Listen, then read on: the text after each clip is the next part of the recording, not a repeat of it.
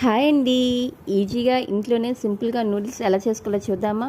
First boil చేసుకున్న వాటర్లో water వేసుకొని నూడిల్స్ బాయిల్ చేసుకోవాలి. నూడిల్స్ బాయిల్ అయిన తర్వాత స్టెయిన్ చేసుకొని కోల్డ్ వాటర్తో వాష్ చేసుకొని పక్కన పెట్టుకోవాలి. ఈ నూడిల్స్లోని 1 స్పూన్ ఆయిల్ వేసుకొని కలుపుకోవాలి. అప్పుడే పొడి పొడిగా వస్తుంది. నెక్స్ట్ ఫ్రైయింగ్ ప్యాన్ తీసుకుని 3 ఎగ్స్ బీట్ చేసుకొని పెప్పర్ పౌడర్ వేసుకొని ఫ్రై చేసి పక్కన పెట్టి ఉంచుకోవాలి. అదే ప్యాన్లో carrot, onion, capsicum, cabbage, beans వేసుకొని హై ఫ్లేమ్ మీద ఫ్రై చేసుకోవాలి. ఫ్రై అయిన తర్వాత అందులో నూడిల్స్ వేసుకొని నూడిల్స్లోని సాల్ట్, కారం, pepper powder, chaat masala, garam masala, vinegar, soya sauce 1 spoon వేసుకొని హై ఫ్లేమ్ మీద టాస్ చేసుకోవాలి.